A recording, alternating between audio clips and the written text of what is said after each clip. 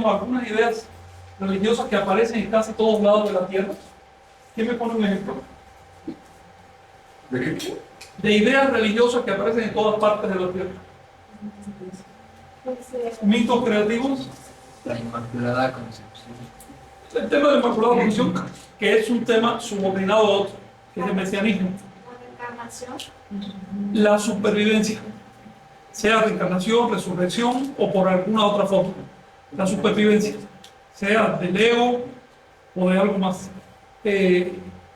Otros temas universales, por ejemplo, la Trinidad. No significa que todas las religiones tengan los mismos temas, pero que si uno escarba suficientemente, encuentra esos temas. Quiero hablarles ahora del modo. Fíjense que las religiones son una superproducción de los mitos. Es decir, hay un producto natural que es el mito y la cosmogonía. Digamos que el mito pone los contenidos y el simbolismo cosmogónico pone la forma.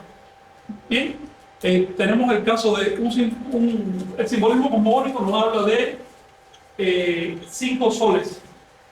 Que ustedes se dan cuenta que esto deriva ¿de qué ciclo? El ciclo venusino, que forma una estrella así en el cielo, y por lo tanto es un signo, forma una imagen muy sugerente. Hace mucho tiempo se conoce esto, y Venus se convirtió en emblema de ciclicidad. Pero no solo eso, le dio contenido a ese emblema. Pero lo importante, establece el número 5 como módulo cíclico. Por supuesto, a partir de aquí se desarrolla el tema estructural de los 5 soles, que son, digamos, agua, ¿cuál le sigue? Tierra, después fuego, sí, agua y fuego deben estar opuestos, y tierra y aire, y finalmente movimiento. Pues bien, eso es un tema estructural.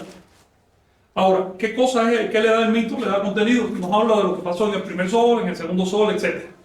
Pero no solo nos habla de los soles, sino que va más allá. Los soles se proyectan en la vida cotidiana y se convierten en una doctrina teológica como la del retorno cíclico equinario de la serpiente plumada. ¿Ves? Que a su vez genera otro tema ya estructural. Es decir, un modelo estructural aunado a un mito le da paso a una religión. Es una forma de organizar las ideas y de paso a la sociedad. ¿Ves? Esto se manifiesta, por ejemplo, en los siguientes calendarios. El calendario de Anáhuac no fue un producto original, obviamente. Eso es un producto demasiado sofisticado. Requirió miles de años. Si nos vamos a los primeros momentos de Anáhuac, pues no había. Por lo menos este calendario no estaba todavía. Estaban los elementos básicos, pero no el producto final. El calendario, a su vez, ¿qué hace? Recoge todo ese simbolismo cosmogónico, lo racionaliza, lo hace muy sistemático, completamente congruente, y a su vez se convierte en base para otro conjunto de mitos, de doctrinas religiosas, de creencias, de costumbres, de ritos, etc. ¿Ves? De modo que hay un proceso evolutivo en que interviene, por un lado, la semántica, que son los mitos, y por el otro lado, la sintaxis, que es el simbolismo cosmogónico. Así que estos dos elementos se unen, se vierten a través de un modelo de civilización y dan como resultado una religión. ¿Bien? Una religión en su aspecto básico. Por eso es que todas las religiones en el fondo son muy similares, porque se basan en unas mismas observaciones básicas y además se basan en unos arquetipos que tenemos presentes. Por ejemplo, en Anáhuac no había leones en América, pero bueno, se usó el felino más cercano al león para representar más o menos lo mismo que querían decir los egipcios con los leones. En la India usaron otro felino, el tigre, digamos, y más o menos lo mismo. ¿Ves? Las serpientes son muy similares en todas partes. ¿Qué otro arquetipo aparece? Las aves. Las aves. ¿Ves? Peces. Los peces.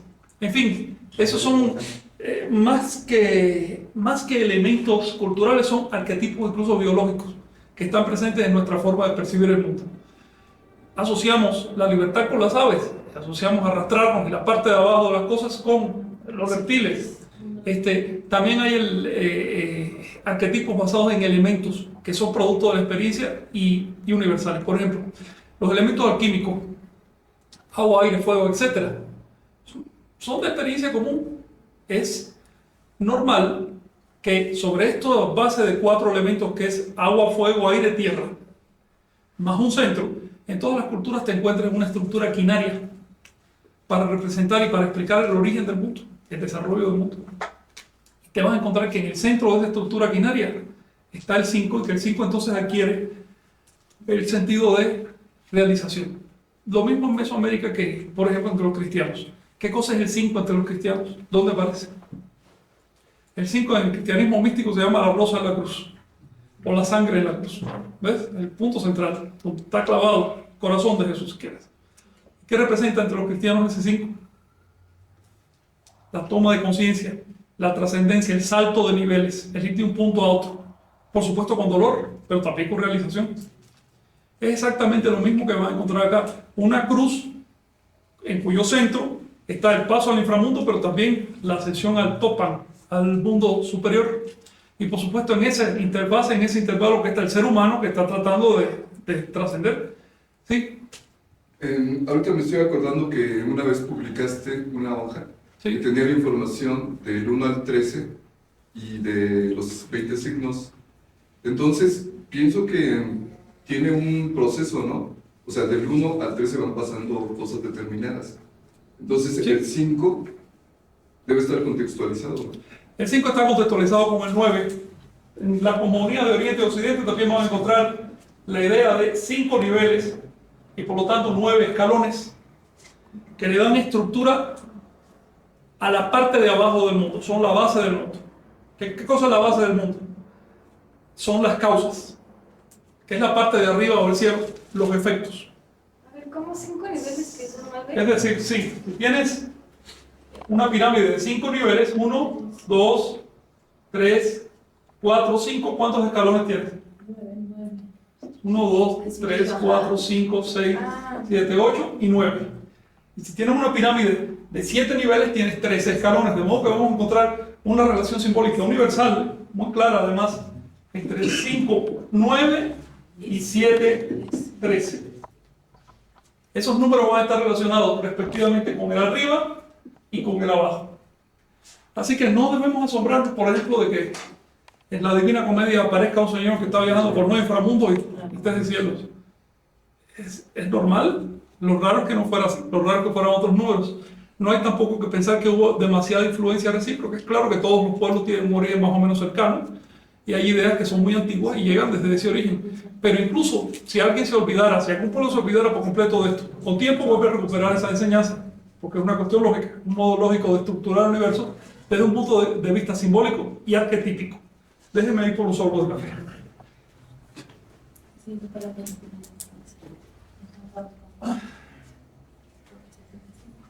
Pero el tema del que quiero tratarles hoy tiene que ver con el modo como se transmite esta información. Les traigo 3 ejemplos. Uno de ellos es la creación. El otro es el fin del mundo. Y el otro es el avatar. Y avatar quiere decir el Cristo, el Mesías, la serpiente emplumada, o como quiera que se le llame. Esa figura que le da centro a las religiones. Se supone que también le da origen, aunque no es cierto. Esos ¿Vamos? 3 factores siempre se repiten en Sí, todas las religiones. y muchos otros. Les puse estos 3 para ejemplificar algo que tiene que ver con la forma de transmitir la información. Esto es importante. Fíjense que tenemos en el Génesis un relato que nos habla de que Dios creó el mundo, pero no lo creó en un solo instante y ya, no, para nada. Lo creó progresivamente, así fueron 6 días, pero progresivamente. Esa idea de progresión es muy importante. Evolucionismo, ¿no? Segundo, no creó primero los seres más desarrollados y después los más simples, sino que según dice la Biblia, primero hizo los más sencillos y después los más desarrollados. Si tenemos por un lado una progresión, por el otro lado la idea de un desarrollo, una superación de valor. Hola. ¿De qué nos está hablando esa doctrina? ¿De la evolución? Por supuesto nos está hablando de la evolución. El cambio, el perfeccionamiento Sí, de nosotros. sí. Si vamos a Popol Vuh, que te lo dice tranquilamente, con todas sus letras, lo hizo durante largos periodos de tiempo a través de la evolución. Es decir, no estamos hablando de una deidad absoluta y perfecta. Incluso Si no, ¿sí? si prestamos un poco más de atención en eso, en su continuidad sigue procediendo ese mismo principio, entonces Sí. es una autoformación. Sí, sí, No puede ser una totalmente. creación, sino Es una un ciclo autocreación. permanente. Entonces, si nos vamos a la India, vamos a encontrar lo mismo. En Mesopotamia igual. La idea es una creación evolutiva. Ahora bien, a esos poderes que permiten la evolución de las cosas, sobre todo la evolución de la vida, la conciencia, la autoconciencia, y después la sociedad, la civilización, eso para los antiguos era mágico. Es un tremendo poder. Ellos no estaban pensando que eran poderes tipo varita del mago. No, son poderes que necesitan un tiempo para proceder. ¿Cómo representaron esos poderes? ¿Qué nombre le dieron? ¿Qué nombre les dieron? En plural, además, siempre. Dioses. Dioses. Así que esa idea de Dios, que es el resumen de los dioses, que son los poderes creativos, no es más que una metaforización y antropomorfización, es decir, se convierte en humano, de las fuerzas naturales que todo el mundo atestigua desde el primer momento. De hecho, mientras más para atrás, más evolutivas son las religiones y menos teístas, menos creacionistas y más evolutivas. ¿Ven? Pero quiero que observen esto. Fíjense cómo la idea no fue expresada de una manera literal. No se habla de una evolución literal de la vida, por lo menos no en los libros del Viejo Mundo, sino que se usa un símbolo, el símbolo de la deidad. ¿Qué pasa después? Ese símbolo se independiza de aquello que hizo. Resulta que Dios ya es aparte de su obra. Dios ya no es un poder que mueve el mundo. Dios es una cosa aparte del mundo. Puede incluso eliminar el mundo y seguir existiendo. ¿Ven? Sí, ya se cae en la perversión de la idea original. Segundo, el fin del mundo. Si van a cualquier cultura, incluyendo la maya, van a encontrar temas sobre el fin del mundo. Así. Se va a acabar el mundo, se va a virar la tierra, se va a caer el sol, la luna se vuelve sangre, dicen los libros de Chilambarán, etc. ¿Qué quiere decir eso? Hay algo en la experiencia común de la humanidad. El mundo nunca se acaba. También hay algo común en la creencia de la humanidad. El fin del mundo. ¿Cómo se explica esa contradicción? ¿Qué quiere decir eso? ¿Ves? Bueno, si es un movimiento de evolución cíclica, debe haber un fin y un principio. Fin del mundo es un concepto derivado de ciclo. Es decir, ciclos evolutivos. Por lo tanto, un ciclo se acaba y empieza otro. Y eso se hiperboliza. Entonces estamos hablando de metaforización o uso de metáforas, de parábolas.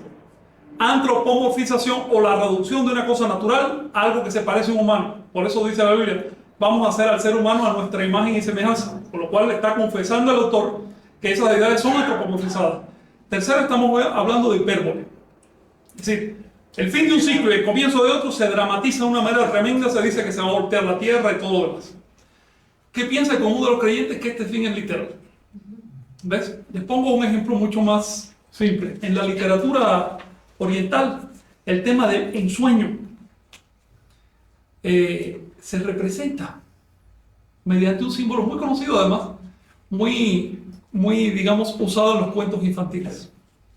El ensueño. Se representa a través del símbolo de la alfombra voladora. La alfombra voladora. Sí, claro. Te permite volar y trasladarte donde quieras y hacer maravillas. ¿Ves? Para los lectores cultos de hace algunos siglos, no actuales, de aquellas historias, pues, la alfombra voladora era el símbolo del ensueño. Pero ahorita se ha perdido el ensueño y nos quedamos con la alfombra. ¿Ven? Otro tema del avatar.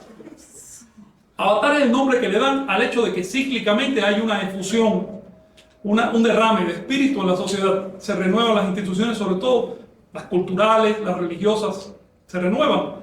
Y todo esto se simboliza en torno a un grupo de personas, pero particularmente en torno a una persona, que más que una persona no es más que un mito hecho persona. ¿Ves? Ahora, ¿qué hay detrás, objetivamente hablando, qué hay detrás de un avatar? ¿Qué cosa es un avatar? Hay una realidad humana. Una realidad humana. Hay un ser humano que está haciendo ¿qué? Darse cuenta, Está despertar. intentándolo una y otra vez. Puede que algunas cosas le salgan bien y otras mal. Lo está intentando. Y por eso se convierte en ejemplo. Sin embargo, las religiones nos pintan al avatar ya como inmaculado e hijo de Dios y hace milagros. ¿Ves? No es que metafóricamente camine sobre el agua, es que literalmente camina sobre el agua. Ahora, yo no conozco ningún seguidor del avatar que camine sobre el agua. Entonces es que no hay uno que tenga fe. Se dice que Simón dio unos pasitos sobre el agua, ¿no?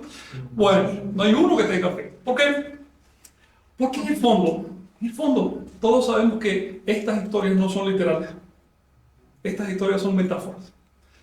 Entonces estamos viendo tres temas religiosos muy importantes que han sufrido los mismos procesos.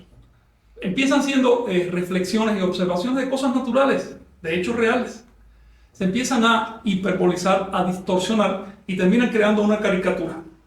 Y resulta que el avatar en que creen, por ejemplo, los cristianos no es más que una caricatura. Estaba oyendo, me senté a escuchar canciones religiosas. Y yo pienso, Dios mío, si Jesús existiera estaría abochornado, porque esto es una vil adulación de las cosas más bajas. Dime. Estaba escuchando la radio en San Cristóbal. Sí. Y escuché un programa de un brasileño que se dice ser el segundo Cristo.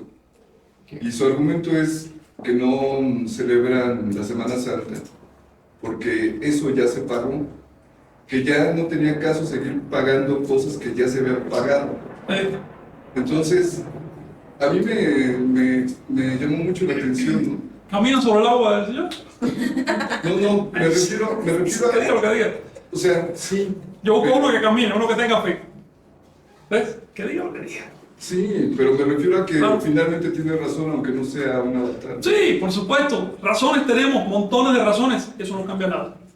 Resulta que un avatar es uno que se atreve a ir más allá de la razón y que no necesita invocar argumentos, y mucho menos argumentos religiosos, para decir, pienso esto y hago aquello. No necesita una tradición religiosa. De hecho, todos son violadores de tradiciones religiosas. En sus propios ojos, por supuesto, no son avatares. Son violadores de tradiciones religiosas, son herejes. ¿Ves? Lo cual no significa el culto al hereje, porque no por ser hereje eres nada, ¿no? Un avatar es una persona que hace cosas. Ahí tienes ese maravilloso nombre de Krishna, que en su origen significa simplemente el iniciado capaz de hacerlo. Por eso el trabajo de los avatares se llama en el lenguaje esotérico cristiano la obra. Oyeron quizás hablar de la obra alquímica. La obra, ¿qué obra es? Química son los elementos. Por supuesto estás haciendo la creación. Y es una obra muy concreta, pero también cada cual la resuelve a su manera. Y es la obra de la vida, de existir. Pues bien, entonces, ¿a dónde viene esto? A que cuando encontramos temas religiosos, no se trata simplemente de denegarlos, sino de tratar de entender qué hay detrás de ellos. Porque algunos son temas espurios, son temas, digamos, superficiales, pero la mayor parte de los temas religiosos son profundos. Por ejemplo, ahí tienes ese credo católico. Yo me quedé frío la primera vez que lo oí. Era adulto, primera vez que entraba a una iglesia y de pronto escuché decir, sin duda ninguna es plenamente humano y plenamente divino. Órale, qué maravilla. Te está diciendo que la divinidad es plenamente humana y que lo humano es plenamente divino. Está fantástico. ¿Ves? Es decir, no se trata de quitar, sino tratar de entender.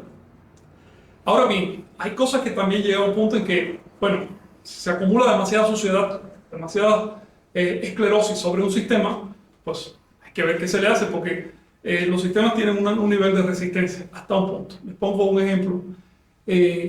Probablemente la iglesia más extendida de la tierra fue la zoroastriana, la del viejo mundo, que llegó desde China hasta Inglaterra. Y justamente su éxito la hizo muy rígida. Tremendas castas sacerdotales, todo estaba muy bien, todo estaba perfectamente sincronizado y se cayeron en menos de 50 años, en todas partes a la vez. Se cayeron ante el avance de quienes, de los musulmanes, que no tenían ninguna organización. ¿Ves? Pero tenían nuevas ideas y nuevos enfoques de lo mismo. Los musulmanes ahora están entrando en una fase de esclerosamiento y de estratificación que significa que de aquí a 2 o 3 siglos desaparecen, probablemente antes. Los cristianos ya están en sus estertores, los budistas también. Tienen que cambiar. Les pongo un ejemplo. Hace 4 siglos y medio, el budismo llegó a un punto en que ya no pasaba. Había cumplido 2000 años y ya no podía seguir. Estaba demasiado fosilizado. Imagínense el Tíbet. El Tíbet en los años 50 todavía no tenía ni un servicio sanitario. No habla de un radio, de una carretera decente.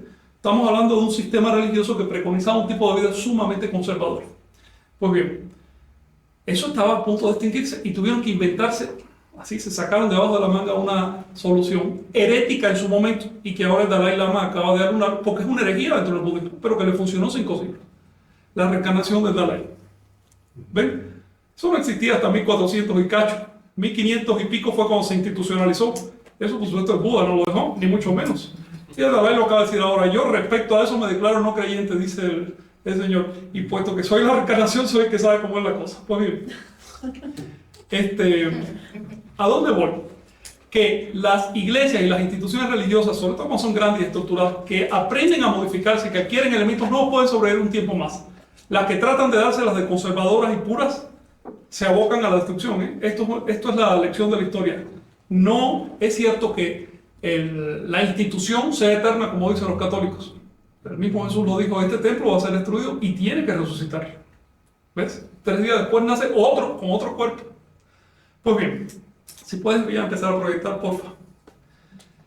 La idea más universal, más integradora detrás de las religiones, es la de un Mesías. Es decir, una persona que viene de cuando en cuando, que regresa, y si regresa, cabe la pregunta: ¿tiene un ciclo o es cuando le da la gana? Si tiene un ciclo, ese ciclo tiene un número dado de repeticiones o es abierto. ¿Ven? Son preguntas que hay que hacerse. ¿Y por qué? Entonces resulta que si tenemos, por ejemplo, detrás de cada uno de nosotros está el mismo ser que trata de darse cuenta, el mismo ser que trata de llegar a la verdad. No importa que lo consiga o no, no importa en qué grado o con qué grado de brillantez lo consiga. Detrás de todos nosotros, incluyendo los animales, las plantas, está el mismo impulso por la libertad. Un árbol crece para arriba porque quiere liberarse de la gravedad, y lo consigue finalmente. ¿Ven? ¿Y el ser humano a dónde ha crecido? A volar. Y vamos a ir más allá. En fin, ese impulso podemos representarlo como una línea recta. Pero al mismo tiempo, con nosotros, en la sociedad, hay un montón de elementos variables. ¿Ves? Hay un montón de elementos que son aparentemente caóticos. Guerras, que si alguien se muere, que si alguien nace, en fin. Dentro de ese caos, solo podemos hacer aproximaciones estadísticas. Pero las aproximaciones estadísticas son bastante exactas. ¿Ves? Por ejemplo, estadísticamente podemos decir cada cuánto tiempo hay una guerra. Lo cual no significa que obligatoriamente hay una guerra cada tanto tiempo. Lo vemos en el propio México. ¿Ven? Ese flujo variable podemos representarlo como una sinusoide. Si este impulso, que es recto y que va en una sola dirección y que nunca cambia, se interrumpe con esa sinusoide, va a crear una ciclicidad, es decir, va a crear unos intervalos. Esos intervalos son los periodos avatáricos. Es decir, estamos hablando de que en cualquier momento ahí está presente el Cristo, ahí está presente la serpiente emplumada, ahí está presente una persona que quiere liberarse. Pero no en cualquier momento las circunstancias sociales son las apropiadas. Porque la sociedad tiene sus propios ciclos como organismo vivo que es. Esto es una cosa que los sociólogos y los teólogos han analizado bastante y se han dado cuenta que el ciclo de la sociedad es milenario. Por eso el mesianismo se llama en antropología mesianismo milenarismo. Es decir, milenarismo es el estudio de los ciclos dentro del mesianismo. Y no por gusto, en el viejo mundo se habla de 1000 años. En todos lados vas a oír de 1000 años. Cuando empecé a estudiar yo decía, esto debe ser porque el 1000 es un número redondo y pues, ¿ves? Tiene 3 ceros y da una imagen. Pero es que justamente eso es lo que influye sobre la sociedad. La sociedad se deja conmover por eso. Por ejemplo, los años de 3 ceros para nosotros pueden causar hasta suicidios, histerias colectivas, todo tipo de religiones, adventistas y demás. ¿Ven? A medida que se acercaba el 2000, surgieron las religiones adventistas. A medida que nos alejemos del 2000, ¿qué va a pasar en el mundo cristiano? Se puede predecir, es decir, baja el espíritu de advenimiento, de renovación, y sube el de conservación. ¿Ven? Porque esto ha pasado una y otra vez en la historia humana, y si tú revisas la historia vas a ver que desde aquí hasta hace 10.000 años está pasando. Pues bien, en América no son los 1000 años, no es la misma cantidad de tiempo, pero es muy cerca. ¿A dónde voy? Lo que vamos a estudiar ahora es aquellos mitos que hacen de un ser humano común y corriente un avatar. Estas historias son míticas, no necesariamente literales, pero que sean míticas no quiere decir que sean falsas. Son mitemas avatáricos. ¿Bien? Ya les dije que un mitema es la unidad irreductible de significado de un mito. Por ejemplo, la Inmaculada Concepción es un mitema. Da igual si es la Inmaculada Concepción de Siddhartha o de Krishna o de Seaka Topilsi. Lo que cambian son los detalles, los nombres, las cosas externas. Pero tema mítico sigue siendo el mismo. Es más, tú puedes hasta considerarlo más allá de lo humano y te das cuenta de que tiene una lectura astronómica, por ejemplo. Entonces habla de la Inmaculada Concepción astronómica, es decir, de la fecundación de la Tierra por el Sol y ese tipo de cosas. Quiero decirle que detrás de la Inmaculada Concepción, en realidad, no hay carencia de fecundación. La idea es que la fecundación es divina. Bien, no es que María no la fecundara, la fecundó un sujeto no humano, eso es todo. Bien, y eso se considera inmaculado. Pues bien, siguiente, por favor. Mire, no Sí. entendí eso de que, o sea, siglos y cada 1000 años viene un avatar y luego de los suicidios. Después, si quieres, hablamos de eso. No. Me refiero a que hay cosas incidentes que tú no puedes prever. Pero hay tendencias estadísticas que sí puedes prever. Y también hay otra cosa muy clara, y es que cada uno de nosotros quiere llegar a la verdad. Y ocasionalmente alguien lo logra. Cada chamán auténtico, cada nahual es un Cristo con todo el nivel de un Jesús o de un Buda. Es un Buda. Cada uno de ellos, pero no cada uno de ellos coincidió con un momento social dado. Es más, puede que detrás del personaje de Cristo no haya una persona real, o detrás del personaje de Buda. Puede que haya simplemente una antropomorfización de mitos. Para los efectos prácticos es igual, sí. Bueno, creo que ya lo he hecho otras veces, pero ¿cómo podemos entender la cuestión de los ciclos? A través de los 5 soles, que son 26.000 años. Sí. Cada sol dura 5.000 ciclos. Cada 1040 viene un Quetzalcóatl. Este es el último Quetzalcóatl, es Macuxochi. Voy a dedicarle más energía a eso. Y vamos a hacer una tabla comparada para que vean el surgimiento de los principales profetas de las principales religiones de la Tierra. Vamos a ubicarlo en un árbol cronológico. Y van a notar una cosa impresionante. Hacen una coordenada de XY y ven los nodos completamente estructurados en categorías. ¿Ves? Eso se llama es un método antropológico, antropología comparada. Y es lo que te permite entender qué hay detrás de incidentes aparentemente caprichosos. En esta lección decidí tomar elementos de la vida de Seaca Topilsin y de Jesús principalmente, porque son los que más conocemos. Voy a insistir poniendo textos bíblicos en aquellos temas, ni temas avatáricos cristianos que son poco conocidos. Por ejemplo, ¿por qué la señal de Jonás de que hablaba Jesús? ¿Por qué ese pez que dice el Zohar es anuncio del Mesías? Porque, bueno, en el propio cristianismo es muy difícil decodificar ese tema porque está poco tocado. Lo más que ves son un par de peces en la puerta de la iglesia, pero le preguntas al cura y te va a decir es que era pescador. Espérate, Seaca Topilsin no era pescador y mira, fue anunciado por un pez. Sí. En el Evangelio de Leví hablan de la era de Piscis. O sea, anuncia a... Eso es una explicación. Se refiere a que efectivamente hay un pez en el simbolismo zodiacal oriental y coincidió más o menos con la entrada de Jesús. Ahora bien, en Anáhuac, en la época de Seaca, no había ninguna constelación del pez y estábamos entrando en el pez. Y también se simbolizó como un pez. Si te vas 10.000 años atrás, también está ese mismo pez. ¿Ves? Sí, esa no es la explicación. Bueno, si fuera, en caso de Macuxochi, ¿cuál sería el mensaje? Espérate, vamos a no mecanizar. Quiero hablar de este hecho. ¿Por qué un pez? Bueno, aquí está representado el cielo.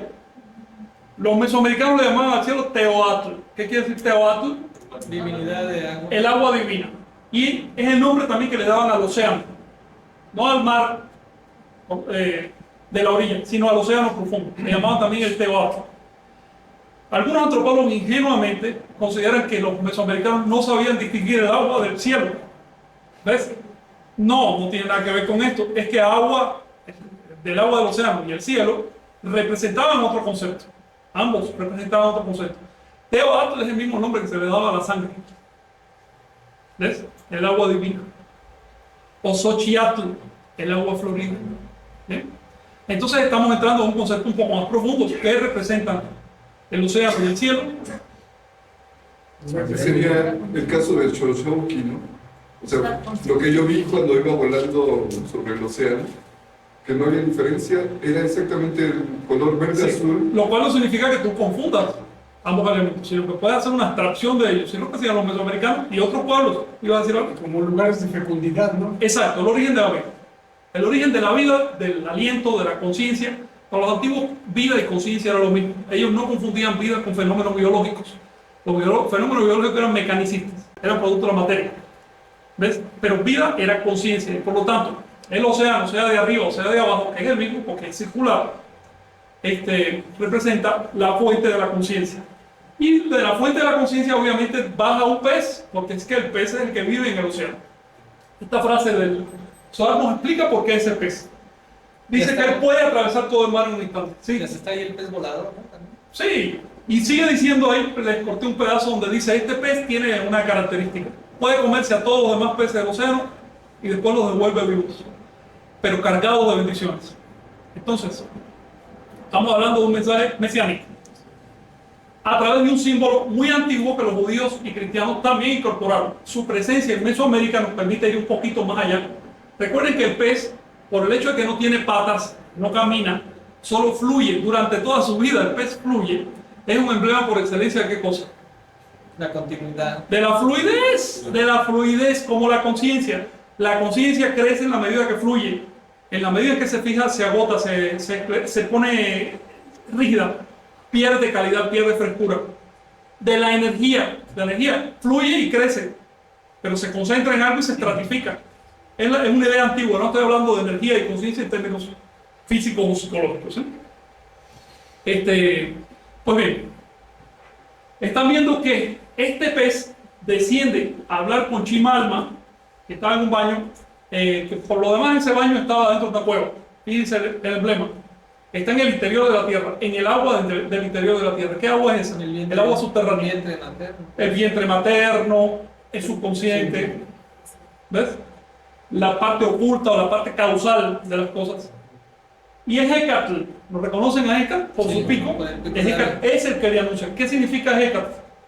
Viento. No es un dios, como piensan los antropólogos. Es la vida, es el principio de la vida. Pero fíjense que él tiene un gorrito bien curioso. Ustedes ya identifican ese gorrito.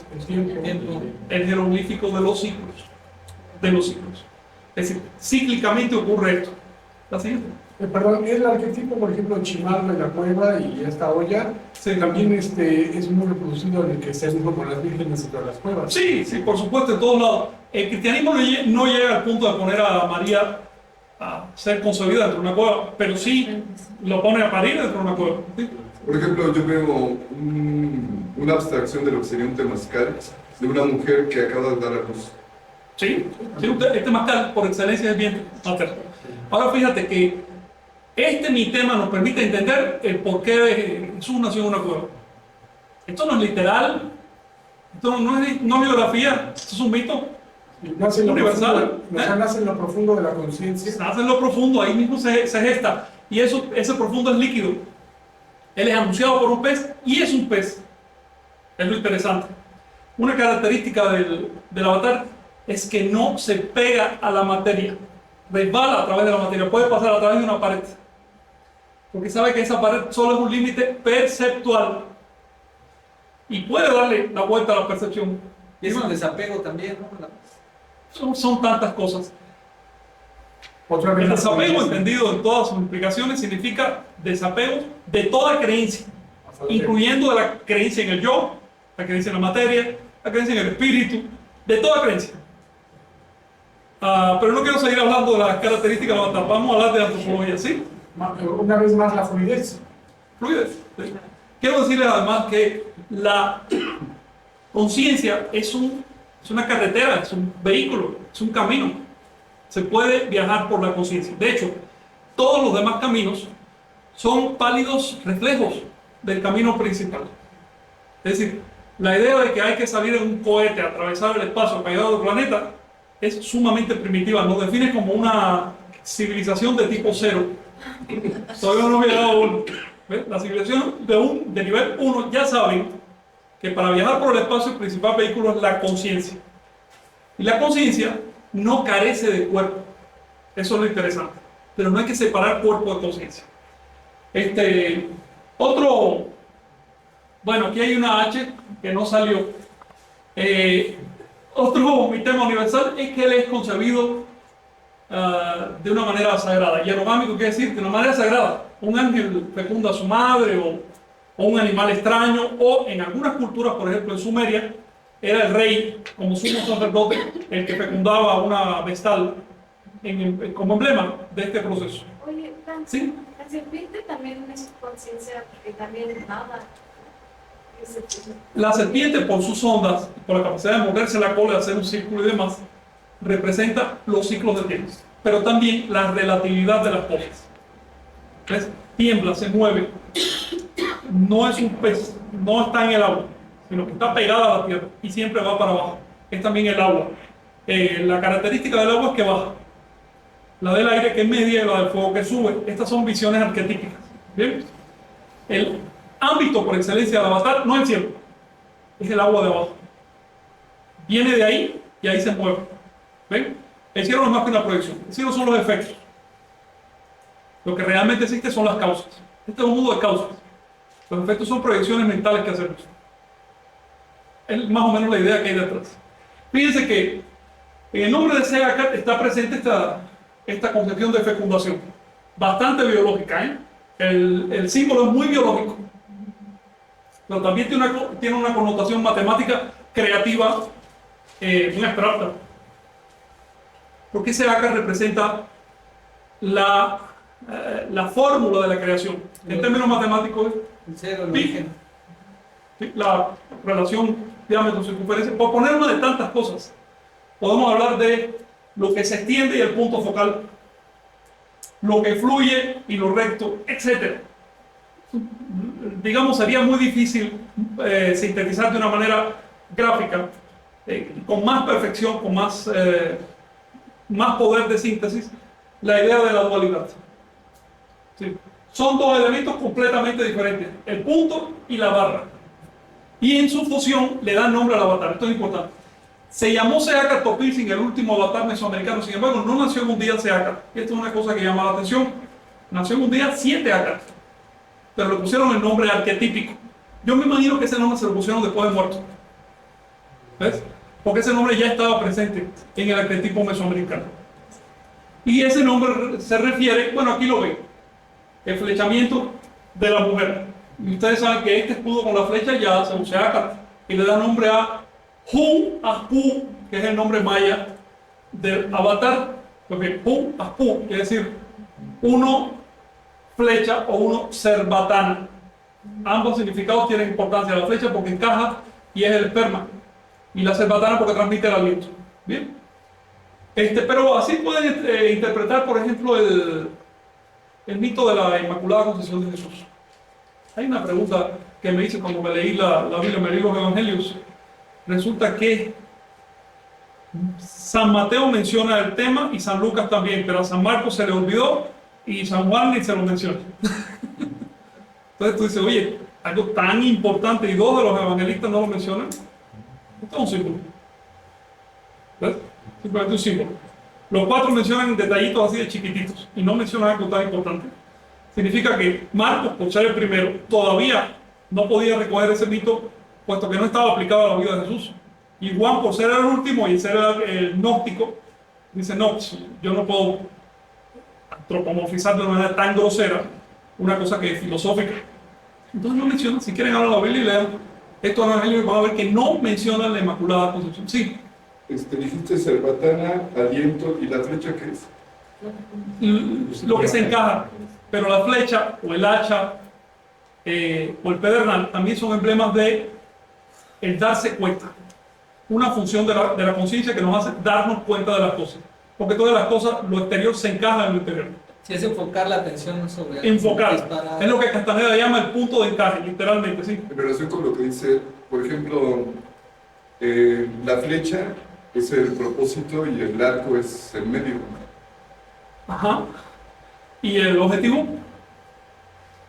La diana. El óvulo, correcto. La siguiente.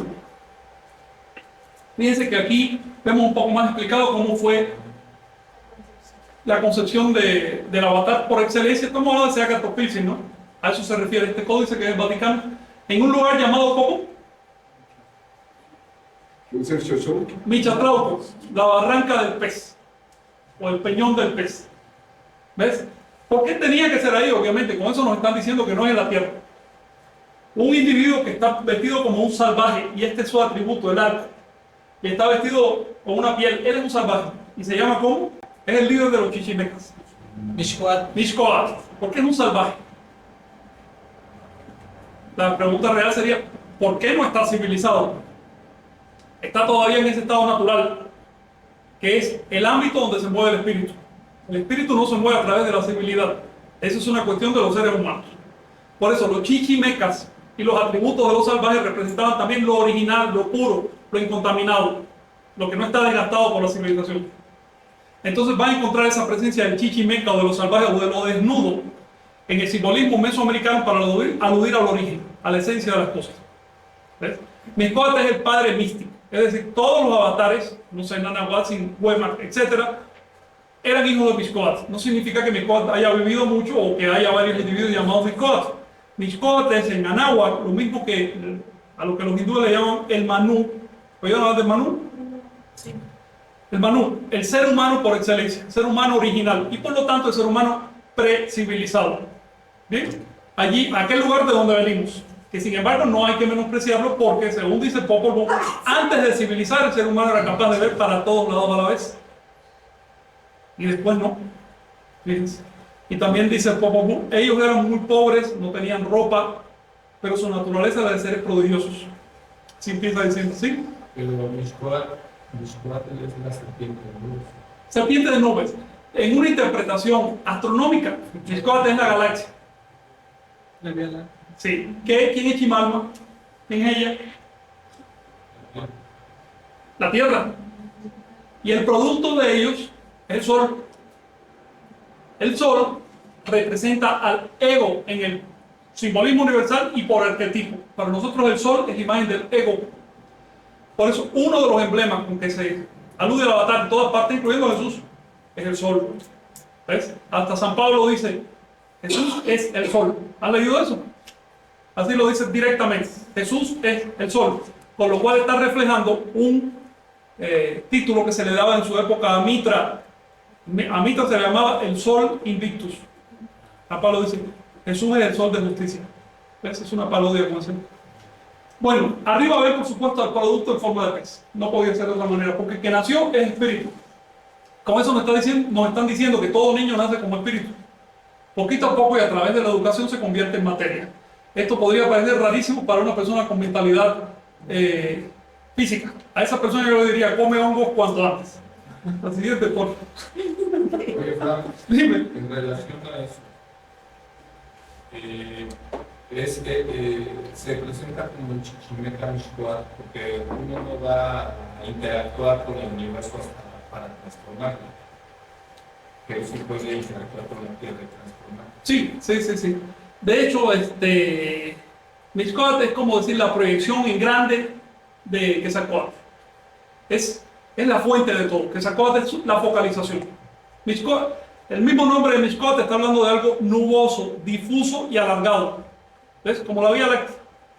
Es decir, no está focalizado. En cambio, el nombre de Quetzalcóatl, la partícula Quetzal, ¿qué significa? Precioso. Precioso, brillo, algo focalizado. Y es una referencia. Esa plumita verde es el sol. ¿Ves? Esto es un simbolismo, no es literal, ¿eh? Bueno, fíjense que otro tema importante es que cuando el niño nace es perseguido. En el caso de los cristianos se habla de Herodes. Si tú te lees la biografía de Krishna, que vivió 3000 años antes de Jesús, 3100 años antes de Jesús, vas a ver que también el rey de su época, Kamsa se llamaba ese señor, mandó a matar a los niños para poder matar al niño Krishna. Y no lo consiguió. Por supuesto, o los cristianos se copiaron esa biografía, o es un arquetipo, es una cosa mítica, no es literal. Si no es literal, entonces tenemos que sacarnos al tal Herodes de la historia. Por supuesto que si el rey Herodes hubiera tratado de hacer eso, hubiera hecho eso, matar a los niños de Palestina, mínimo lo hubiera encarcelado, ¿no? En esa época había civilidad. Es decir, hubiera quedado registro en la historia de la época. Esto es un mito. Cuando se ve como algo literal, se le está quitando, se le está escamoteando esa historia, su verdadero significado, que representa la persecución del infante.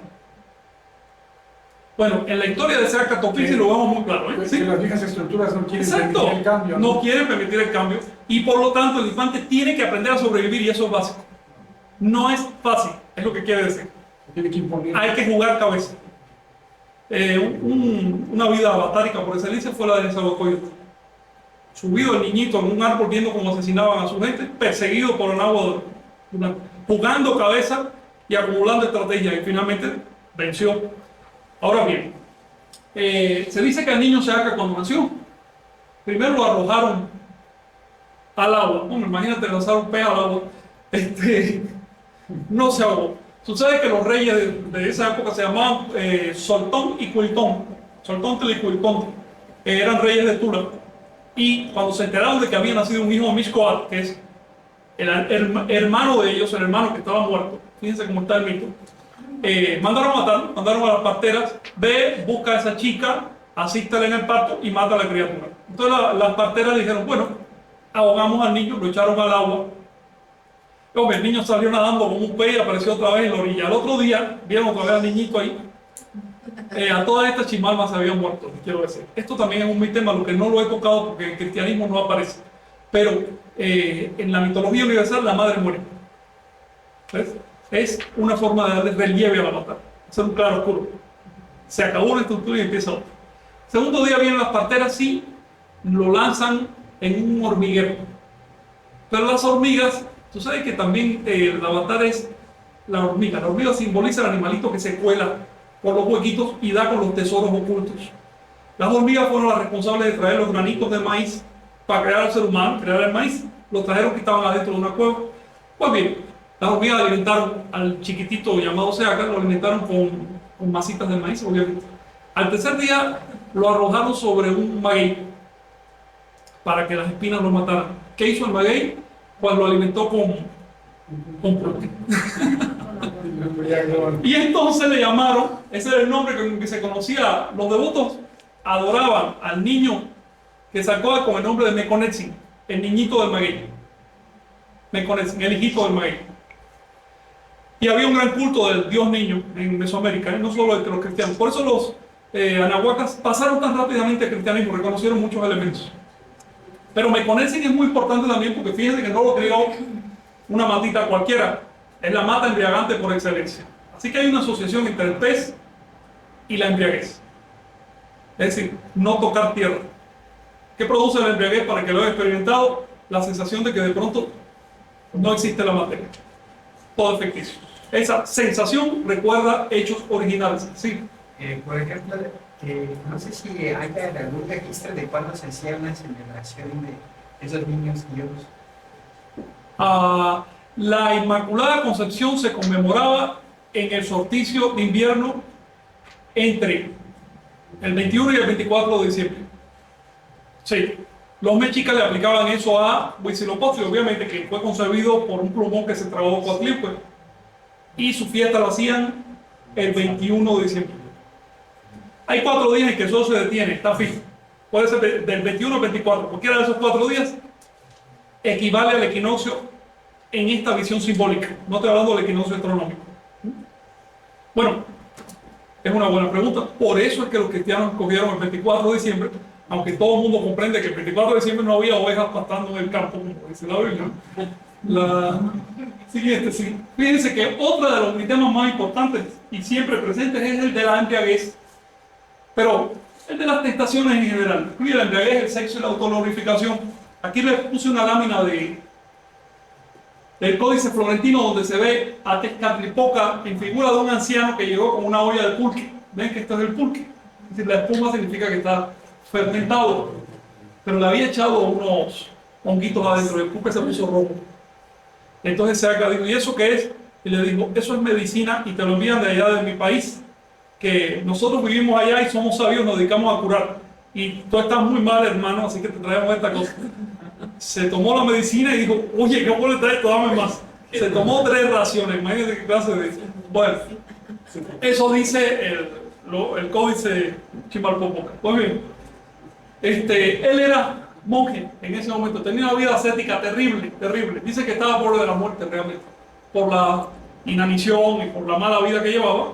Y en esa época representar la majestad del Estado no era fácil. Y más que en el reino de Tula, o imperio, si ustedes quieren, el rey era el sumo sacerdote. Y era difícil representar eso. Es decir, no es como ahora que el presidente puede ser un etcétera, come bien, se mueve. No, había muchos ojos vigilando. Entonces la persona que mandaba tenía que poner un ejemplo en todos los sentidos. Bueno, sí, iban a hablar por ahí bien. Entonces, después que se tomó los hongos con el pulque, cuentan que él estuvo 4 días adentro de un ataúd. Una cosa que tú te preguntas, bueno, ¿por qué diablos el monje que tenía su propio ataúd de piedra en la cámara donde dormía? Pues, cosas de monje, ¿no? Entonces se tiró en su ataúd y dijo, bueno, ya me voy. Pero a los 4 días no se iba y dijo, no, entonces hay que hacer algo más. ¿Por qué? ¿Cuál fue el efecto? ¿Cuál fue el impacto? Piensa en un individuo que creía, que tenía creencias, que pensaba que la religión resolvía las cosas y que tenía que, además, era el príncipe y el sumo sacerdote, era el responsable de una tradición. Y de pronto esa embriaguez le permite ver que todo eso se va a caer, todo eso es nada, y que lo que queda no son las formas, sino el intento. Hombre, se sintió nada, se sintió morir. Y después de eso pasó como 12 años todavía con un susto que no se le bajaba, caminando por toda la nave a ver si encontraba a un maestro. Esa es la historia de Sacatopilce. Un individuo que buscaba a un maestro. ¿Y no lo encontró? Bueno, la siguiente. Bueno, fíjate que antes les quiero mencionar que en la historia de Jesús ya les dije que el sexo es representado por el pan, la autoglorificación por los reinos de este mundo y la embriaguez por el tema de si eres hijo de Dios, sube a lo alto del templo y lánzate desde allí, porque está escrito, tus pies no tocarán la tierra. Por lo que estaba hablando de un pescado, de un pez. ¿Bien? Él le dice, sí, pero también está escrito, el hijo del hombre no puede ser tentado.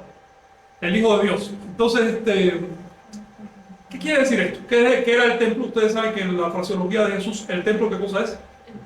El cuerpo. Cuando Satán le dijo, sube al tercer piso del templo, a la torre del templo. El templo de Jerusalén tenía una estructura cuadrangular, cosmogónica, lo más bonita, y una torre de 3 pisos en el centro. ¿Qué significa que? La cabeza. Sube a la cabeza y arroja. ¿Ves?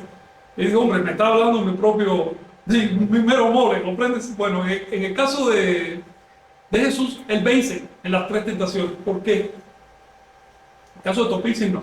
Topilzin comete adulterio, esto, lo otro, lo demás. Porque era divino. Porque Jesús era divino. Si te vas a la historia de Buda, donde aparecen también las 3 tentaciones, resulta que los budistas están a medio camino entre Jesús y Topilzin. Medio que sí, medio que no. Y dijo, no, me quedo en el camino medio. Prefiero el camino medio, digo, Buda, no me busco complicaciones. Pero no pecó con Bangladesh. Espérate, no. Estoy hablando de las tentaciones que son un tema arquetípico que todos tenemos. Y no tiene que ver con el sexo, ni con la autoglorificación, ni nada de eso. Esos son ejemplos, emblemas de otra cosa. Todos nosotros nos estamos enfrentando a estos 3 temas. Y uno tiene que descubrirlo. Ahora, ¿por qué los cristianos tienen que poner a Jesús como un tipo Superman de la época? Porque de otro modo se desluce mucho. ¿Ves? Si tú pones un Superman humano, bueno, para eso no me das el cómic. ¿Ves?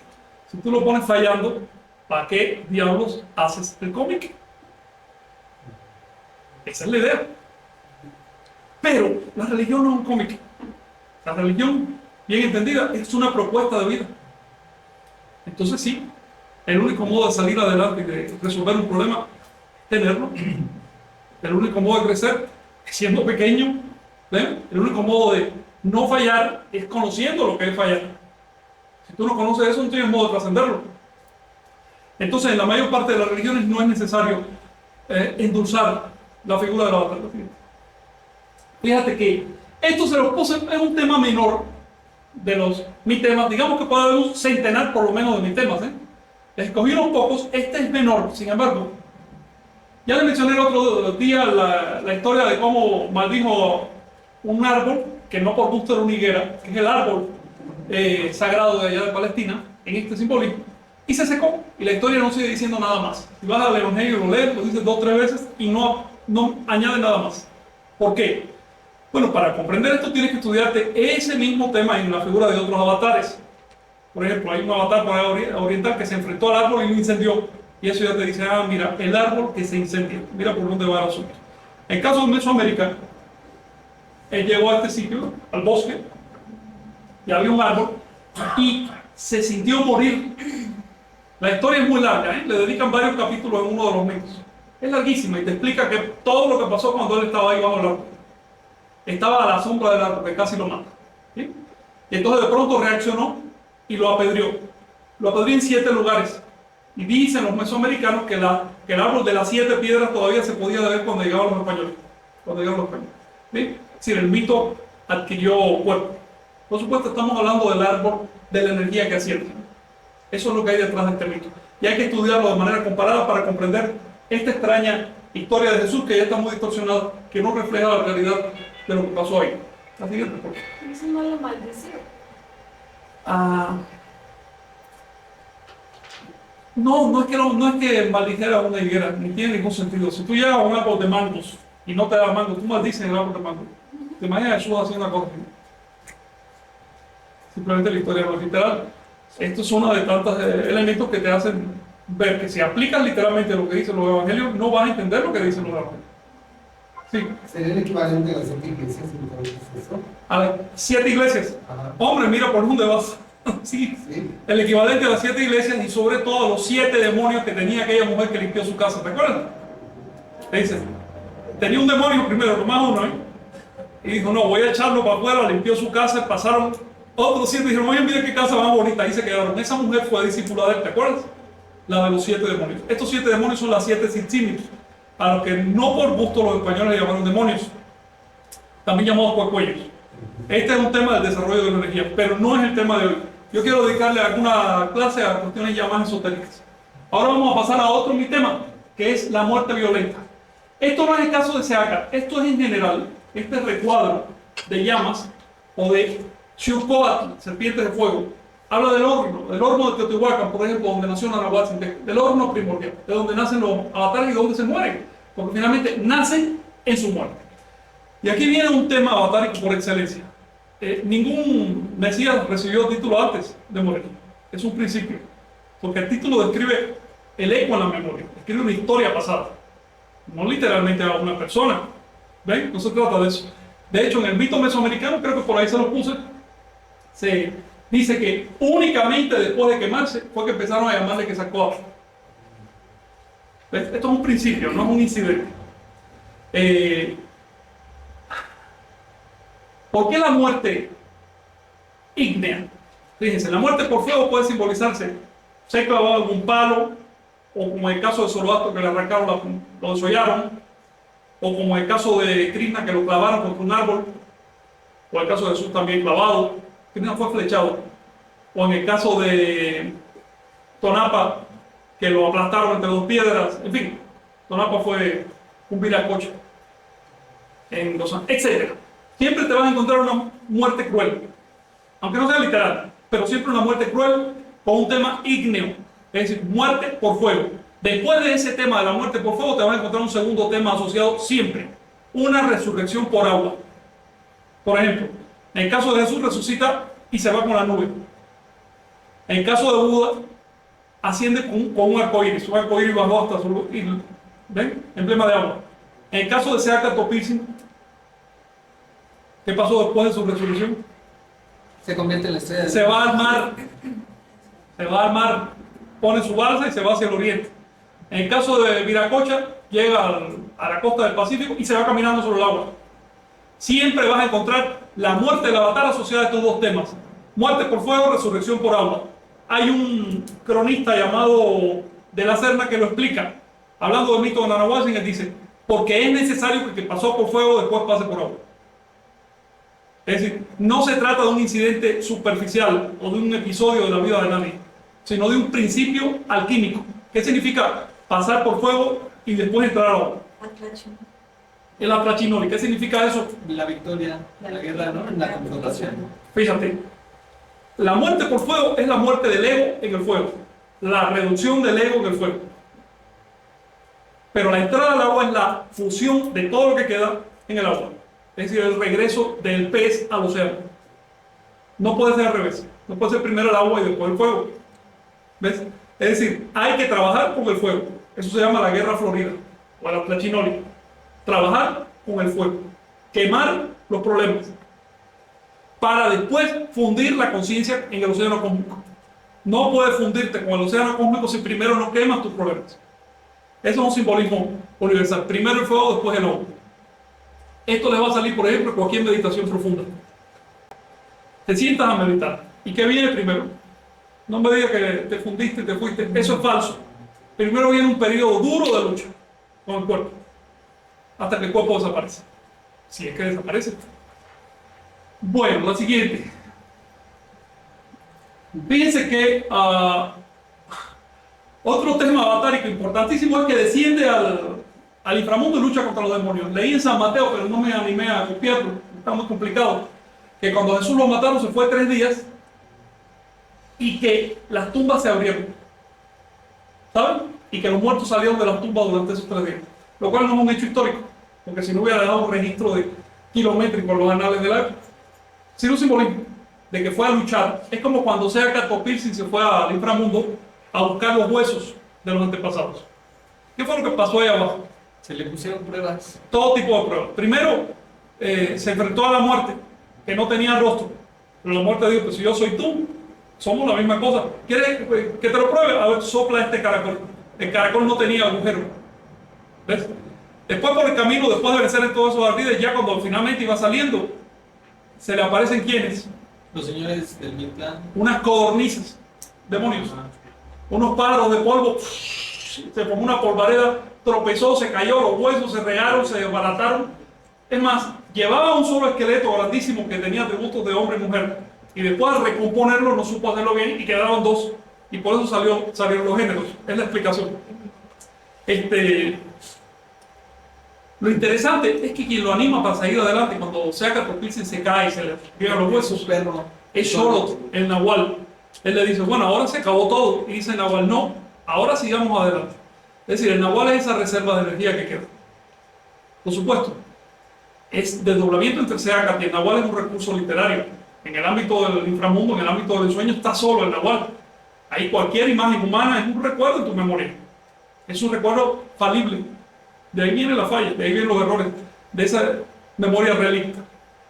Fíjense que de nuevo en el tema de Jesús, la profecía sobre su propia muerte que la da, vuelve a hacer alusión al pez. En el caso de los anales de Cotitlán dice claramente que estuvo 4 días sin aparecer, por otros 4 días salió, pero se fue hacia los grupos a luchar. Y al 8º día ascendió. ¿De qué está hablando? Está hablando del ciclo de ocultamiento y aparición de Venus. ¿Ves? Ya el 9º día se ve muy bien.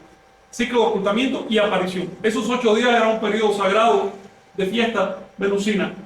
Sin embargo, 4 años más tarde, según dice un códice, un himno mexica, 4 años más tarde fue que apareció. Esta cita de este poema es muy importante por lo siguiente. Siempre consideré que había un error. Hay 2 códices que hablan de la partida de Popilsin. Uno se llama Anales de Cotitlán y otro se llama Leyenda de los Soles. En uno dice que se fue en el equivalente al año 999 después de Cristo. En el otro dice que se fue en el año 1003. Yo me digo, bueno, esto debe ser un error del copista. Pero después me encuentro que hay un periodo de 4 años de desaparición hasta que regresó. Y tras resucitar es cuando da la profecía de que va a regresar y todo lo demás. Se sube a un barco, dicen, y se fue al rumbo oriental. Fíjense qué cita tan extraña esta de Saúl. Que sacó la guerra natural de un pueblo llamado Tula, pero marchó por las provincias de Tlaxcala, Huesocingo y Cholula, después se fue y desapareció por la costa de Coatzacoalcos. Y ellos aguardan su retorno. Es decir, el tema de la incineración de Seacat Popilsin necesariamente precede ante la desaparición por el océano. Necesariamente. Y estamos hablando de que para unir esos 2 temas es necesaria una resurrección. Por lo tanto, mi tema de la resurrección es otro, universal. La siguiente, por favor. Fíjense que después de resucitar se dice que asciende al cielo como Venus. Es de esta asociación venusina, fíjense los 5 pasos del ciclo venusino, de donde adquiere su nombre de Quetzalcóatl. Quetzalcóatl significa Venus, pero también, por ejemplo, Cristo significa Señor de Venus, y te lo vas a encontrar donde quiera el Señor de Venus. Yo me puse a estudiar antes de venir varios avatares, Y en todos lados vas a encontrar una asociación venusina explícita o implícita, incluso en Buda, en Krishna. ¿Por qué esa relación con Venus?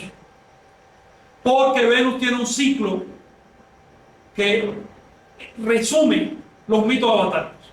Venus aparece en una posición quinaria en el cielo, hace 5 años venusinos en 8 años terrestres. El 8 representa la Tierra, pero el 5 entonces representa al espíritu. Fíjate. Lo segundo, Venus de pronto desaparece, que no se ve, y luego vuelve a aparecer, resucita. Y lo tercero, la mitad del tiempo Venus aparece por la mañana como Esper, y la otra mitad aparece como Vesper. En las religiones dualistas del viejo mundo incluso pensaban que era Dios y el diablo, literalmente, pero las religiones que entendían de astronomía se dieron cuenta que es lo mismo, que es el mismo astro, pero tiene doble manifestación. Entonces esos 3 elementos hacen que Venus se asocie con el Nahual. El Nahual es doble, el avatar es doble. El avatar tiene una recurrencia quinaria y el avatar muere y resucita. Entonces el astro por excelencia, y por eso Cristo es el Señor de Venus. Y esto es una cosa en que deberían meditar los cristianos. A mí me sorprende que no hay un cristiano que sepa lo que significa literalmente el nombre de Cristo. Te dicen que es ungido, que si esto, nombre. Las raíces tienen significado y son demasiado importantes para pasarlas por alto. La siguiente, por favor. La idea de la muerte y resurrección y la promesa del retorno, por cierto, nos habla de un ciclo. Fíjense lo que dice Jesús. El Padre os dará otro consolador para que esté con vosotros, por lo tanto no os dejaré. No está hablando de que Él mismo va a regresar. Va a regresar como otra persona. Es decir, esta idea de los cristianos de que viene Jesús con una espada en una nube, es una ridiculez. Jesús lo dijo, viene como ladrón en la noche, no en una nube con una espada. Eso es un simbolismo y hay que aprender a interpretar los simbolismos. También se dio otro nombre y dijo claramente que va a ser otra personalidad. Es decir, en la historia del cristianismo, a pesar de que se dice que Jesús es el único Mesías y toda esa perogrullada de ególatra que dicen los cristianos, a pesar de eso, no pueden negar el hecho que Jesús prometió regresar. ¿Por qué? ¿Por qué? Porque siempre va a ser necesario. Porque tiene que regresar, porque las condiciones cambian y el mensaje se deteriora. En este momento prácticamente no se entiende ya nada de lo que dijo Jesús. Decía las cosas así, ahora las entienden así. Decía, oye, tienes que esforzarte para ir más allá de tu ego. Ahora le llaman fe. ¿Y qué significa fe? Credulidad. ¿Ves? Decía, oye, la adoración verdadera es en el templo interior, ve a tu cámara interna. No, ahora se reúnen como borregos en la iglesia a decir Señor, Señor. Mientras más exclamas Señor, Señor, más devoto eres de Jesús. Lo contrario de lo que hacía Él, lo contrario que hubiera hecho Él. ¿Sí? Y en su momento fe sería la experiencia propia, ¿no? Metanoia, más allá del yo, y eso solo puede hacer por experiencia propia, no hay otra manera. Lo dice, puedes caminar sobre el agua. Mientras no veo a un cristiano caminando sobre el agua, no creo que exista un cristiano. Existen personas que usan un nombre en vano y eso está prohibido. ¿Quién me iba a decir? Yo, Sí. nada más, se puede, o la puedes mencionar, la cita textual, lo que sigue, dará a sus niños. ¿Cuál aquí? Ajá, mientras salía así.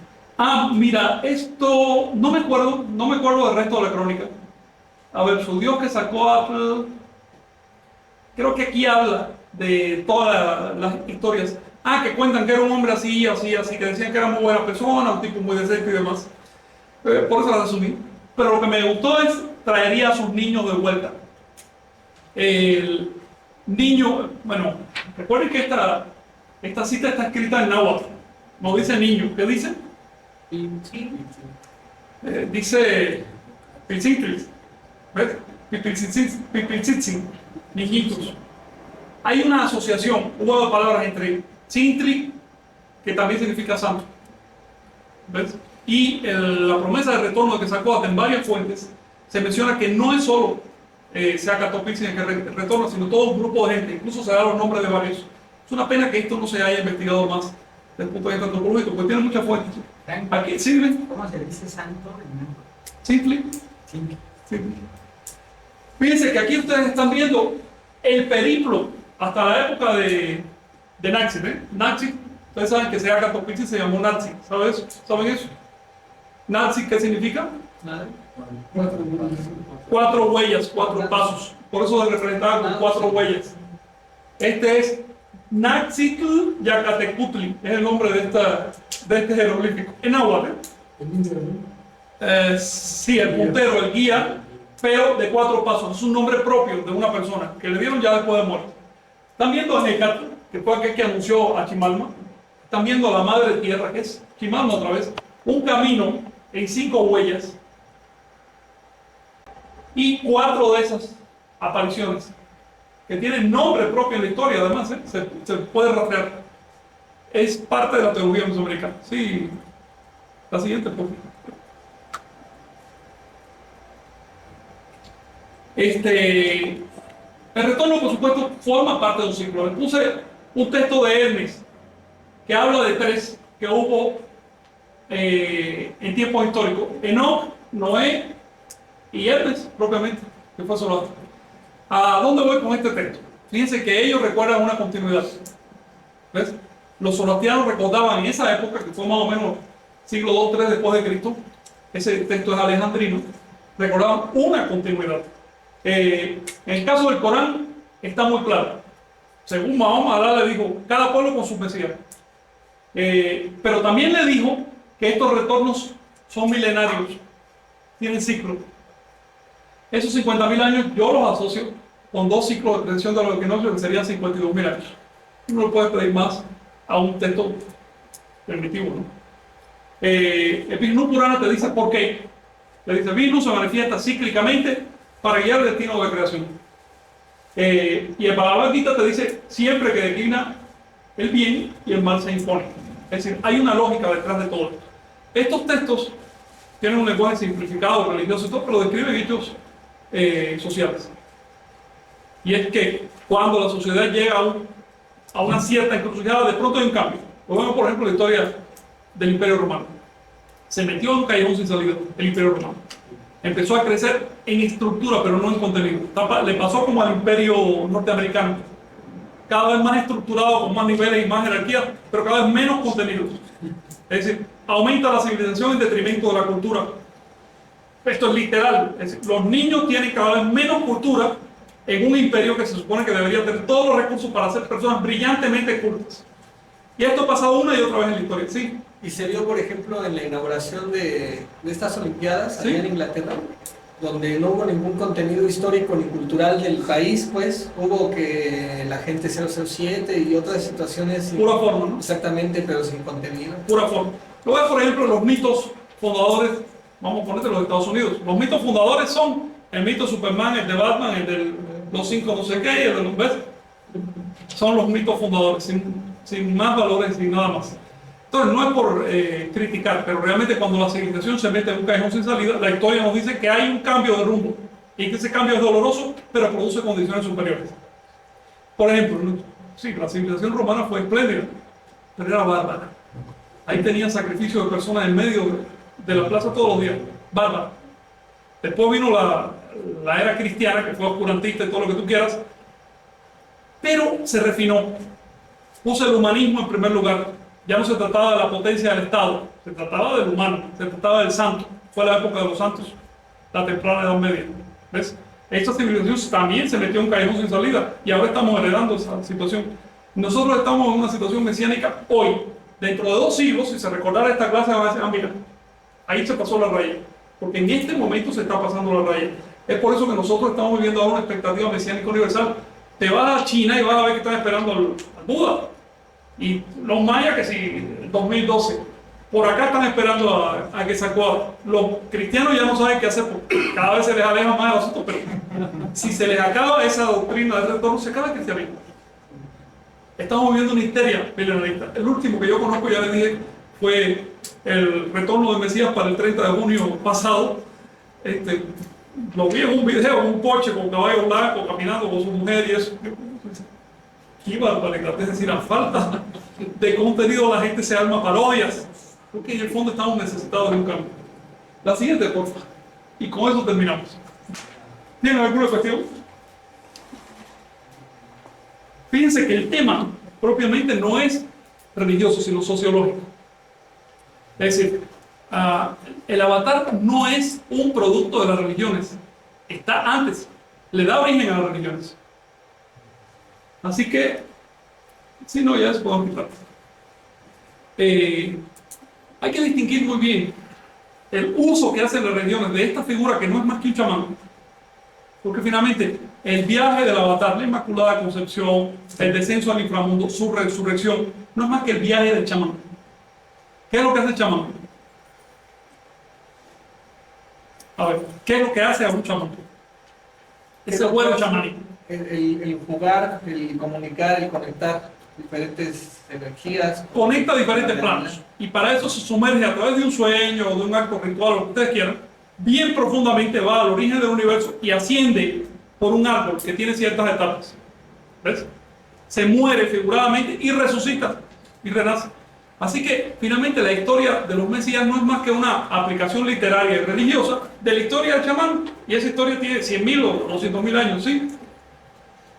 Simultáneamente aparecen Aquí. los Quetzalcóatl. Sí, constantemente. Aparecen, por ejemplo, uno en África, otro. Constantemente. Donde quiera que hay circunstancias sociales apropiadas, siempre hay un ejemplo mesiánico en ciernes. Siempre. Se le llama en sí o no. O sea, si aparece cada 1040 años y... Eso es una forma mecánica de verlo. Digamos que hay un ciclo detrás de los mesoamericanos, lo recuperan así. Eso no significa que sea literal ni rígido. ¿Ves?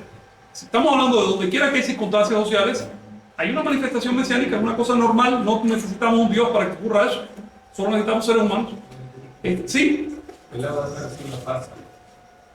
El avatar, en cuanto a personaje social. No, es que es redundante. A ver, sí. El avatar es producto de la religión. A ver, habla de la palabra avatar. Avatar, sí. Avatar es una palabra de una lengua. Esa lengua no es producto de una religión, es producto de un pueblo. Que una religión la haya aprovechado es muy diferente. Es que, ¿quién hace las religiones? Sí, está bien. Es el mismo que hace los edificios, y el mismo que hace los caminos, y el mismo que hace los puentes, el pueblo. Ahora, No, el pueblo. claro, si devoto no hay religión. No la necesita, pero el pueblo no la hace. El pueblo nutre, pero nutre la religión. Ve a los templos y vas a ver. Si la gente no va a los templos, al otro día Sí, pero el pueblo no es religión. no dicta los dogmas. No, claro. ¿Qué es lo que hacen los sacerdotes? Agarran las necesidades colectivas y las convierten en dogmas, convierten en creencias. Entre ellas la del avatar. Y agarran una necesidad y un anhelo muy profundo de todo el mundo de trascendencia y lo transforman en la figura del avatar. ¿Ven? O la figura del Mesías. Que esa figura sea manipulada y utilizada no quiere decir que sea falsa. Sí, ¿Ves? Esa figura responde a algo, por responde a todos una los necesidad. matices, ¿no? Exactamente. Y responde también a intereses, ¿no? Que... Mira, cada uno de nosotros es un nahual en potencia. Si quieren lo de avatar, dile nahual. O sea que el último ¿Ves? avatar fue Don Juan. El hecho de que la palabra nahual se use, se manipule y se abuse, no significa que intrínsecamente sea falsa. Porque si fuera así, tendríamos que eliminar todas las palabras de diccionario, puesto que todas las abusan las religiones. ¿Ven? Dígame alguna cultura que no se base en una figura mesiánica. Al margen de si existe literalmente o no. Que una cosa no sea literal no quiere decir que sea falsa, automáticamente. No hay una sola gran cultura que no se base en una figura mesiánica. Esa figura mesiánica le da núcleo. ¿Qué pasa si eliminas esa figura? Se acaba toda una tradición. Se acaba el modelo, se acaba el ejemplo, se acaba el impulso, se acaba el que te da una pauta, se acaba el modelo. Y entonces se acaba el camino, se acaba el vehículo de trascendencia. Claro, podemos aislarnos y hacer como el monje que se va al chamán que se va al campo, y en ese caso nosotros estamos reduciendo toda la cultura a nuestro propio ser. Estamos convirtiendo nosotros mismos en nuestro propio avatar. Eso sería lo ideal, en el fondo, ser nuestro propio avatar. Si no existieran situaciones aberradas en la sociedad humana, no habría falta religiones, y por supuesto no haría falta avatares, no haría falta especificar la figura del avatar, si no existieran situaciones aberradas. Así que en un panorama social que está distorsionado, porque somos producto de una lucha entre tendencias animales y tendencias civilizatorias, así que esa lucha nos desgarra, pues en ese panorama sí es necesario la codificación de las ideas. Si no existiera la religión en el mundo, quiero ser un poco más osado, si no existiera la religión, no habría habido civilización. Así de sencillo. Al margen de todo lo malo. Por ejemplo, en Anáhuac hubo una religión que le costó a la gente muchos años de presupuesto y mucho esfuerzo físico y muchos bosques talados y los recursos necesarios para comer. para construir templos. Pero además templos macizos y piramidales, para que quedara claro que era un acto innecesario. Pero ese acto innecesario al mismo tiempo le dio núcleo. ¿A qué más? Al desarrollo de Al desarrollo de las tecnologías, al esfuerzo civilizador. Les pongo un ejemplo que está pasando hoy. ¿Qué necesidad tenemos de ir a la luna? Ninguna. Eso sin llegar. Pero el intento de llegar, no me voy a comprometer, generó un montón de tecnologías que hoy todos usamos. ¿Ven? Así que finalmente todo esfuerzo de civilización implica contradicciones. Y no hay que calificar el resultado global por las contradicciones. Si las contradicciones se superan, eso se llama evolución. Malo que no se supere. Les pongo un caso de una religión que no ha superado los problemas creados por la figura avatárica. El cristianismo.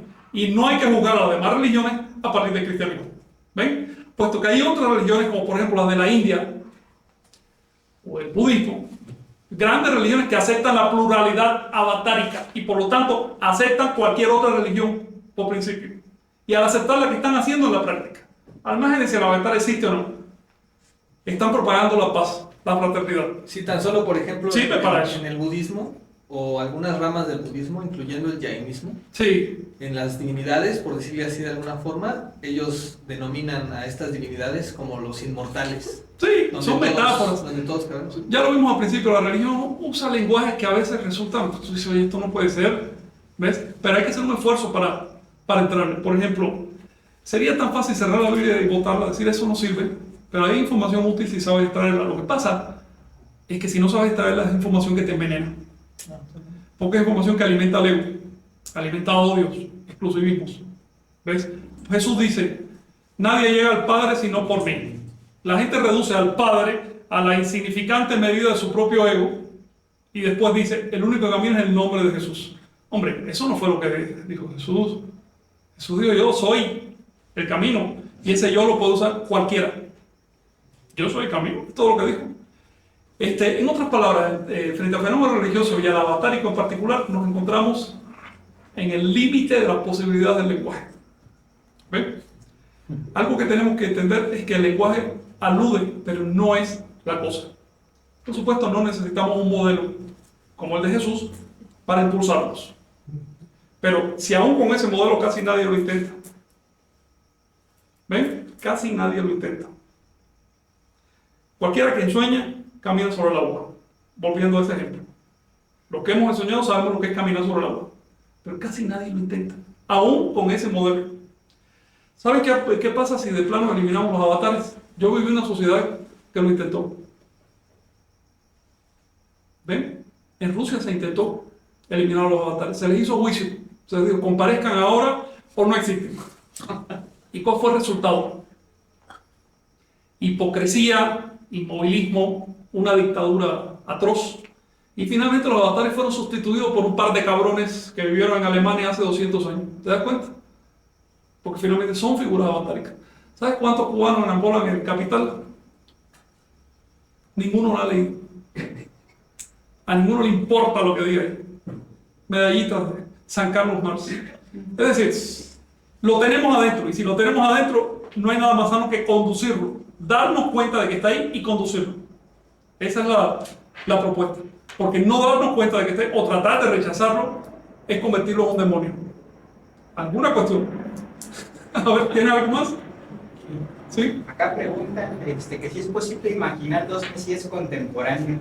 Menciona Tilopa Mahashila del Tíbet y Seaca, quien soñaron juntos es Pedro de Quilí. Todos nosotros tenemos una condición crítica en potencia, o mesiánica, o de que sacó una huálica, o como le quieran llamar, avatárica. Todos nosotros. Todos. Así que es posible imaginarlos simultáneamente, ¿no? Sí, es posible imaginarlos. Sí.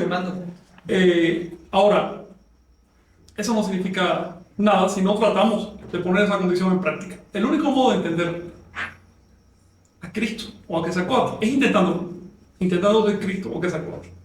Un seguidor nunca va a entender al maestro. Y el mismo Jesús lo dijo. ¿Sabes qué? Las ovejas para el Estado. Bien, a ustedes se los voy a decir porque ustedes son amigos. ¿Se acuerdan de esa frase? A los demás, solo por metáfora, porque finalmente son ovejas. Lo dijo claramente. Entonces, El único modo de entender a Jesús es intentando ponerse en su pellejo y viviéndolo, pero si su historia ha sido tan distorsionada que te lo ponen como un Superman lleno de poderes y lleno de prerrogativas, ¿sabes lo que es una palanca celeste? Es decir, con apoyo del otro lado. Entonces imagínate, ¿para qué no sirve esa historia? Lo primero que hay que hacer en el caso de Jesús es rescatar su historia real, que es la historia de un ser humano que lo intentó, se equivocó, triunfó, volvió a equivocarse, y ¿saben qué fue lo último que dijo? Sus últimas palabras: ¿por qué me ha abandonado? ¿Ven? Una negación de la peor especie, hermano. Esa es la historia del Avatar. Si tú quieres considerar que eso es una farsa, pero es una historia que estremece, pueden hacer películas sobre esa historia, de hecho se han hecho. ¿Cuáles fueron las últimas palabras de aquí de Seaca? ¿Se sabe? Bueno, imagino que muerto el fuego, lo menos que gritó.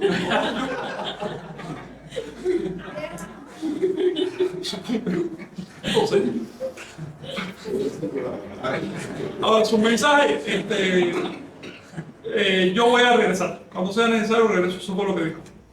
Pero no pierdan de vista que puede que no regrese, entonces tienes que intentarlo con tu cuerpo. Más o menos fue lo que trató de dejar en claro. ¿Alguna cuestión más? A ver, Arturo, ¿tienes algo que comentar? ¿No? ¿Seguro? Fíjense que este tema es escabroso. Les insisto que yo no quiero enfocarlo desde el punto de vista religioso, sino estrictamente sociológico y antropológico. ¿Sí? En ese sentido, tendríamos que ubicar a los avatares dentro de un sistema ideológico, ¿no? En este caso, sí, el Toltecayotl y todas las demás están al servicio del poder. Cualquier organización de las ideas es, como decía Castaneda, una mafia ideológica. Toda mafia está al servicio del poder. Y ya. Ahora, que eso sea así no significa que no merezca estudio. Al contrario, merece estudio.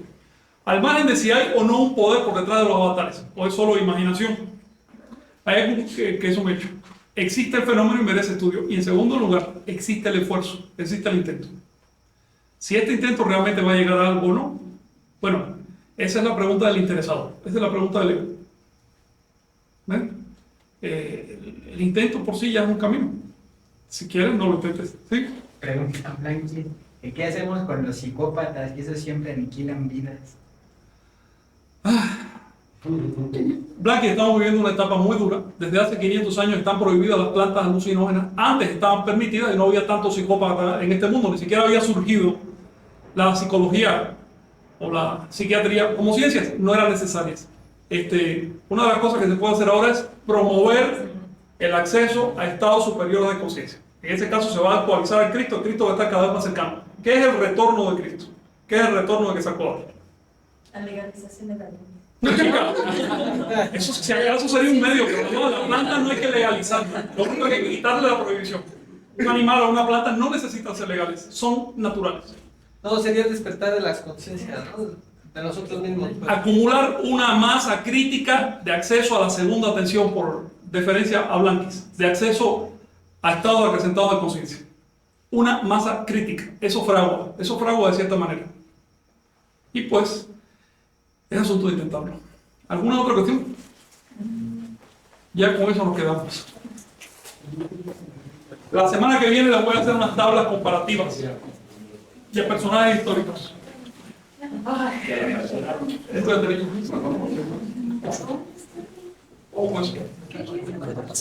Sí, ya.